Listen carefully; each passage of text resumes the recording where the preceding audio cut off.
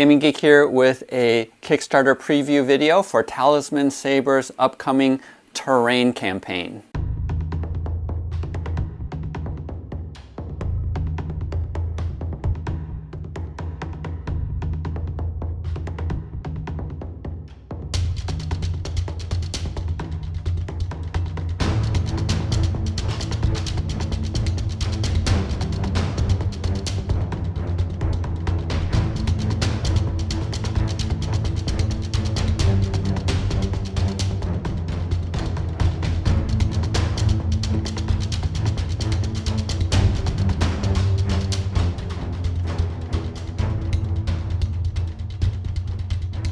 Before we get into today's video, I wanted to share about this month's GGGG.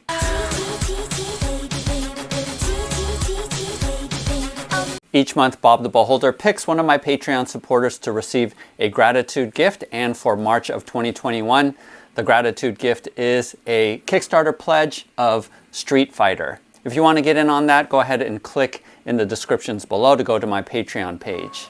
So about 3 years ago, I did post one of my most popular videos, which is how I blinged my Gloomhaven board using Hirst Art's plaster cast terrain.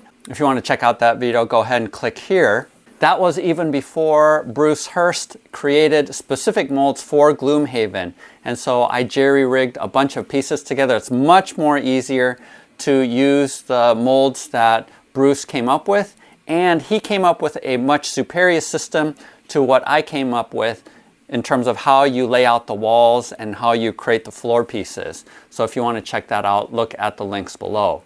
But this is actually a 3D printed board, and Talisman Sabre was motivated partly by watching that original video a long time ago, and they started creating their own terrain, first for their personal use, and so many people gave positive feedback that they actually created a commercial version that they sell.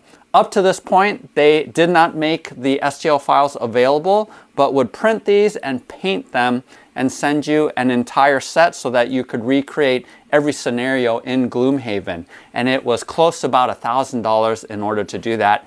And I can totally see why, because it is a ton of painting, a ton of printing in order to get that many tiles. But for the first time, they are making their files available with this upcoming Kickstarter, and they sent me about half of the available files that are going to be on the Kickstarter, both the basic dungeon set that comes with the outdoor, as well as these cavern floor tiles, and then they sell separately the cave set or the cavern set, which is where most of these walls come from. And then there's also these wooden tiles over here. Now, word of caution, a lot of what you're seeing here are custom made walls by myself, because I went ahead and printed out all the samples that Jay and Jeff sent me from Talisman Sabre, but I wanted to see how easy it would be to modify the walls or to switch them out. And so some of these walls are actually custom pieces that I made and I created using Microsoft 3D Builder. I have a whole tutorial on how to use this super easy software program to modify STL files. If you want to check that out, go here. So for example, these light up torches are from Dragonlock. Some of these walls for the caves are from Printable Scenery, where I just attached these walls to the Talisman Sabre hex floor tiles. And also here I used some free files that I found from Thingiverse in order to create my own walls. So there is a lot that you can do with this set and even customize them. And after the campaign is over, if enough of you want to know how to do that, go ahead and say so in the descriptions below and I can provide a tutorial, but it's very easy to do that. But just a word of caution that I did modify some of these tiles, so they might not be exactly what you get. I also know that Jay and Jeff are working on solidifying each of these files so that they print better. So these might not be the final results of what you're going to receive. So with that caution out of the way, I think this set is amazing. And I did make some modifications as well to the actual floor tiles. I'll get into that a little bit later, just for ease of setup and use. And I also magnetized the set to be able to be on this piece of sheet metal and it makes it easy to assemble as well as to move around like this. I am hoping that one of the stretch goals that Jay and Jeff will put in the campaign is to have magnetic tiles, because that really made assembly a lot easier for me. I think part of the genius of Talisman Sabre system is being able to go different levels and adding height to the whole thing. So you can imagine if this was all flat, just two-dimensional, where all of the floor tiles were flat on one plane, it would still look awesome, right? But because of the clip system using OpenLock, you are able to raise up and create different levels in each of these dungeons. And I think it adds a ton to the flavor in making something that looks really good that much more. And so if you want to go that extra step, I think creating height with the terrain makes it look awesome, especially with this bridge set. Adding some height sort of makes sense that you're creating a bridge over maybe a river or a canyon or something like that. And so it just adds that much more flavor to a game that is going to be awesome. So if you're one of the 83,000 people who backed Frosthaven to make it the highest grossing pledges in Kickstarter, then this might be a set that you would be interested in making while you're waiting for fulfillment. Now you might be asking the question, why should you pay when there are a lot of free files available on Thingiverse? And in fact, if you check out my video for Jaws of the Lion that I did last summer, you can see that I did exactly that. I pulled some of the free files and I actually used it as overlays on top of the booklet with the maps in it, rather than printing out all of the tiles individually. Now, here's the reason why I think going with this set is better. One is you have a lot of variety and all of the files are going to be all available together. So you're not going around trying to hunt down everything. And there are a lot of different options, and even a magnetized version, which I was really tempted by because you guys know I love magnets. But there's one version where even all of the sides of the hexes are magnetized and you stick them together. But I think this system is actually the easiest and the quickest and the best, because a lot of some of those other systems, you're printing out the base separately from the surface, so you're needing to glue those on or magnetize them on. I know that there was another Kickstarter and I looked into that, but that seemed a little bit fiddly because you're assembling each of the walls and they come with really distinct pieces. So overall, my experience with Talisman Sabre files has been, this is somewhat the least complicated version of all of that, and this achieves height. The other ones, it was iffy whether or not you could achieve height with them, but because you can clip these together, you're able to create all of these different levels and then using risers, lift them off the ground. And combined with, again, hopefully the magnets will be one of the stretch goals. Combined with the magnets, assembly is super easy, and being able to pin this onto steel sheet like this just is a no-brainer. So overall, out of all of the systems, I think this is one of the best ones that I've seen. And if you're like me and adept at using a 3D builder, you can modify these tiles to fit exactly what you need. And that's what I did, because a lot of the walls that came from Talisman are a little bit tall where it's hard to see inside. And so I merged some of the shorter walls that I found on Thingiverse into this tile system. And again, super easy to do with 3D Builder. So this has a ton of versatility. And I know that Jay and Jeff, the founders of Talisman Sabre, they want to focus in on churning out and creating specific set pieces. And I think this will just give them the bandwidth and the freedom to be able to do some of that. Some of you might be wondering, what am I going to do with my Hirst art set, my plaster cast set? Because I appreciate this so much more, I am going to be selling that set. So if you're interested and you live close to St. Louis and can come and pick up, just send me an IM and make an offer, because I'm going to be getting rid of that set. That's how much I like this set more over the original that I made. I don't know everything that Jay and Jeff have planned in terms of stretch goals and additional things. I do know that they are planning on making more border pieces for the outdoor tile set, and here are just a small sample of what's available right now. But I do have a wish list of things that I'm hoping will come out, and I'll list those a little bit later. The amount of ease to be able to print everything out and then to be able to paint it. I spent a week and a half using 2 of my printers in order to print everything that you see here. And then I spent another week painting this up.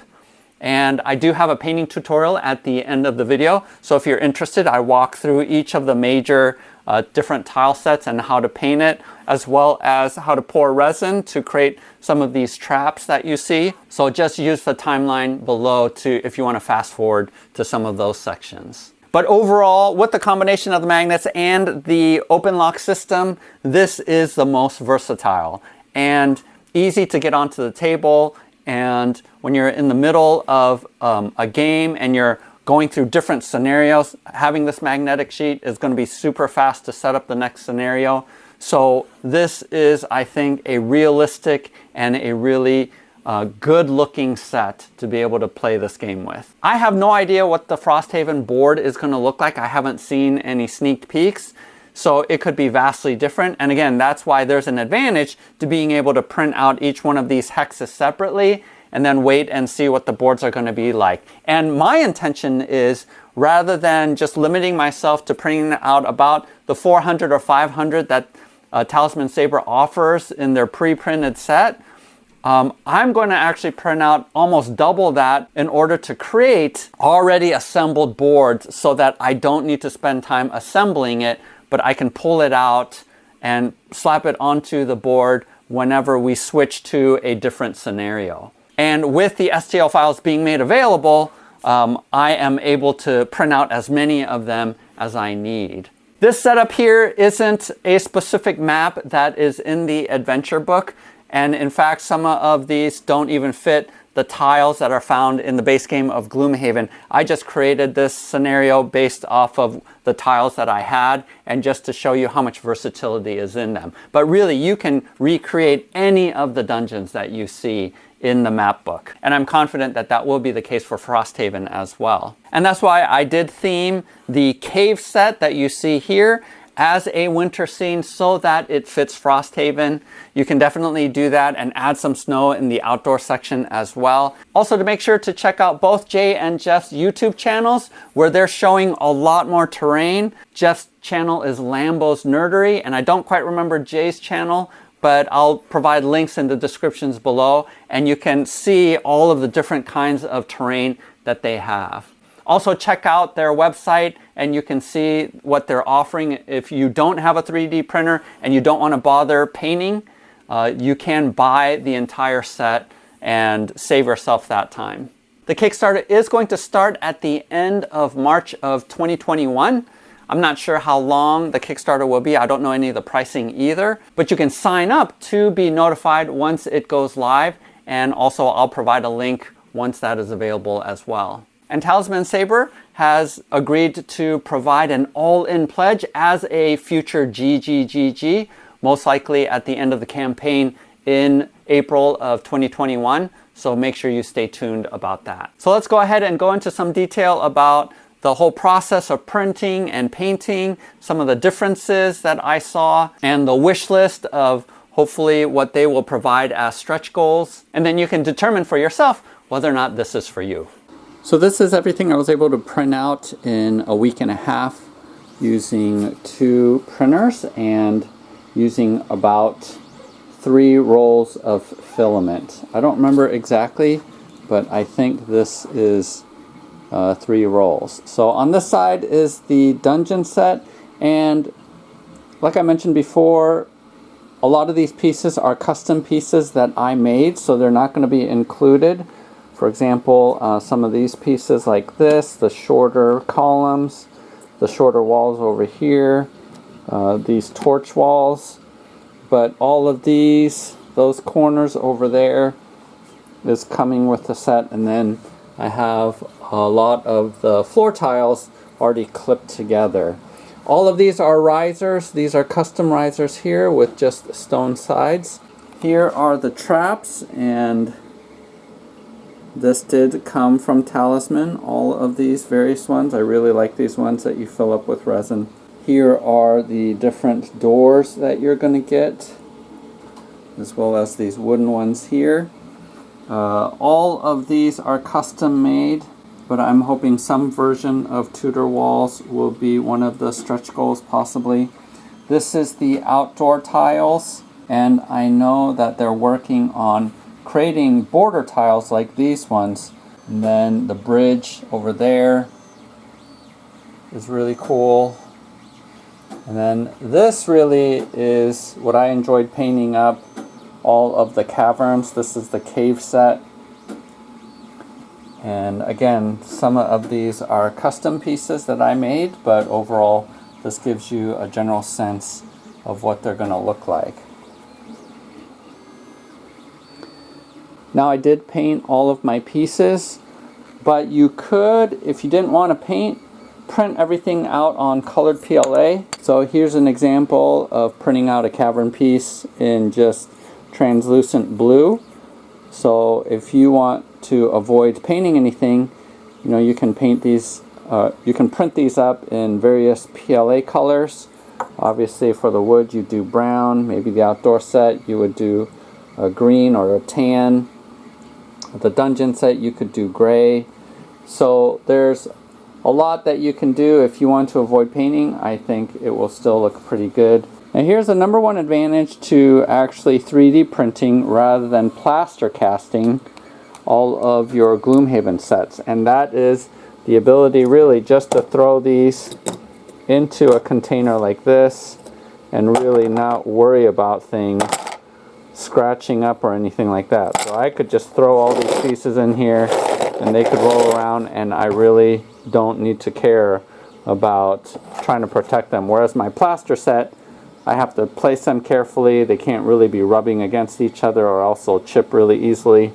And I know that a lot of people do spray a varnish over their finished pieces. I don't bother doing that. That's why I print in black PLA. Is if paint gets scraped off, it's not that noticeable with black. So all of my pieces and everything that I print up usually is in black PLA. As you can see over there on my printer, I really only print in black. Again, here we can see a really big difference between whether or not you print these standing up or flat. And with these tiles, I actually like the flat version better because this, you can see the print lines going horizontally here. When you paint it, it picks up those lines. So even though you have a smoother surface here, I actually like this version better, especially to represent the icy areas. This works out fine, and this prints so much faster. There is a significant difference between this being printed vertically and this is flat. So you do see better grain on the version that is printed vertically, but I don't think the difference is enough to warrant the extra time that it takes to print these vertically, so I went ahead and printed these flat. Now the tile where I did choose to print vertically is actually the earth tiles, because here you see this was printed flat. You can definitely see all the print lines that are happening versus this that was printed sideways or vertically. You can see much more detail there, and this is so much so that you can't even tell what's supposed to be rock and what's supposed to be grass. The advantage to that is you can paint whatever side that you want, whatever color. You can decide what's grass and what isn't, whereas here, definitely these are stones and this is supposed to be grass. I don't think it's terrible to have tiles like this, but because I think you have so much better quality printing these vertically, I did go ahead and print all of the earth tiles vertically. Now that's going to be a lot slower doing it that way, but so far out of all of the different kinds of tiles, I found that that is really the only one that's worth spending the time, extra time that it takes to print it up. So I'm going to do that, but everything else I did print up flat, including the bridge, and I think they look fine. So the way that these are designed to work is to use these OpenLock clips. Now, The clips that they sent to me are shrunk down just a tiny bit so that they can be inserted in and out fairly easily. And these hexagons are a little bit bigger than what is found on the Gloomhaven boards. The reason why is because they have to accommodate these OpenLock clips, and so I think that's why they were scaled up just a little bit. So I don't mind that. It doesn't take up that much more room than the original boards, but the assembly is to basically create the room tiles in rows like this. And so just clip them in place. It isn't that hard to do.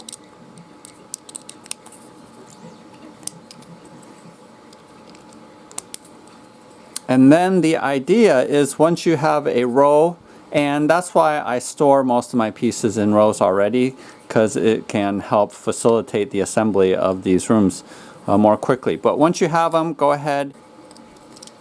Then you can just diagonally insert the whole thing like so.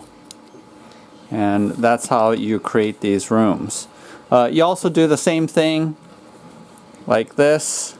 So here you have a fully assembled room, and as you can see, you can move it around and pick it up. So the clip system is really strong. Also, by clipping it together, it enables you to be able to raise the pieces and have various levels. So that's the advantage to the clip system. But it isn't necessarily that fast. So for my purposes, I came up with a different system for how to put together the different scenarios really quickly, and that is the conversion that I made to go from what was their original files here like this to creating a magnetized file. So let me go ahead and show you how that works. So what you want to do is grab yourself a piece of flat galvanized sheeting, and you can buy this at Home Depot or at Lowe's for about $12 for a 2-foot by 3-foot piece. And once you magnetize these like I did, they will stick to here. But if you want to be extra, you can also take the sheet and put on this, copy this off and put it onto the sheet so that you actually have a working grid, and that can do one of two things. Either guide where you put your pieces down individually so that you know generally what the layout is going to be, or if you're in a hurry, you can actually forego using the floor tiles and just use this instead to very quickly map out the part that you need. Now, obviously you want to use these pieces because it just makes it look a lot cooler, but in a pinch you can just throw down the walls and use this floor map tile anyway. I'll leave a link in the descriptions below for this file if you want to go ahead and copy it, and also check out later on in the video I give more detailed instructions about how to create this. The other advantage with this magnetized system is that I also created a magnetic version of these risers, and that makes it super easy to create different height. And because I have a magnet both on this side and this side, you can clip these on like so relatively easily to create variation in height. And again, having a grid just makes it easier to know where to place things. And just gives you an advantage that way.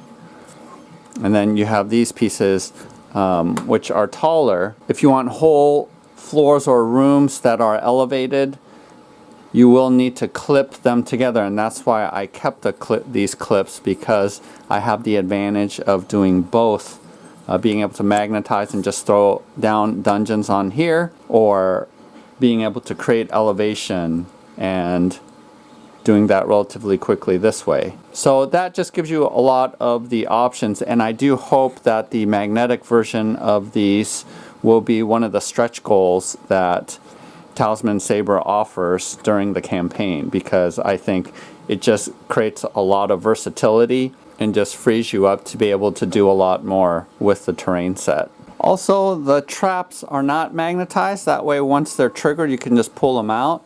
See, there's no magnets. I guess they could be magnetized. It wouldn't hurt if they were magnetized, but this way it just makes it easy once the traps trigger that you can just fill it in with a regular tile. Now, obviously, you can just have it overlay on top like this. But again, you just have the cool factor of having it be the same level as everything else. You know, I did make these toppers where I didn't glue them onto the top of any of the tiles. That way it gives me the freedom to be able to lay them down wherever I need to. But I'm finding that I don't necessarily have a lot of circumstances where I'm doing that. With the possible exception of, you know, these pieces where you're spanning two different, you're going across like this and you have to span one of the areas. Like, I thought it would be handy in configuring things that way, and it still might be the case, but right now, as you can see here, all of these pieces are actually connected to floor pieces, and they worked out fine. So maybe this was unnecessary to have these separate pieces, because at least with this map, I don't really need any of that. Also here, I really hope that they come out as one of the stretch goals, some higher and thicker walls. This style of walls I like, but these are too short and small to scale. So maybe 50% bigger than what they are. They just look a little short and small. The doors need more of a stable base. So here I can't even place them onto bridge because these ropes prevent it from actually balancing, so I can't even put it on there. So maybe if these came with the option of a hexagon, actually a really thin hexagon base, so that we can set it anywhere. Like a number of these, for example, aren't very stable because there isn't much of a platform that they are sitting on. And with flatter pieces like this, that's fine, but some of them, especially this one that doesn't have much of a base, I don't think it'll even sit very well or very stably on the wood piece. So something that makes these a little bit more stable, because this is, you know, leaning pretty far over. So that's another thing that I have on my wish list. And then look at how awesome these LED lit torch wall light. And I hope that Talisman Sabre will come up with a stretch goal where they have their own version of it. I just used the ones I had from Dragon Lock and pasted it onto the hex base. I had to mess with the scaling a little bit to fit. Bridge turned out super well. If anything, it's a little bit hard to discern the hexagons because they merge together so well. Maybe I should have painted the edges either lighter or darker just to delineate it more. Now in gameplay, you can definitely see the spaces relatively easily, but if you wanted to discern it a little bit better, you might want to change up the coloration. So as one of the OG terrain makers for Gloomhaven, I really love this set a lot, and this is going to be my set for Frosthaven as well as Gloomhaven and Jaws of the Lion. This set is so versatile, easy to set up, and look forward to seeing the new files that Talisman Sabre is going to come up with during this Kickstarter. Please like and subscribe if you enjoyed this video and it was helpful to you. Also check out my Patreon page to get a chance at this month's GGGG as well as next month's, which will be again an all-in pledge for this campaign. Stick around to see if you want to see the painting tutorials as well as how I inserted the magnets, created this hex magnetic map. Otherwise, happy gaming, happy hobbying. We'll see you next time.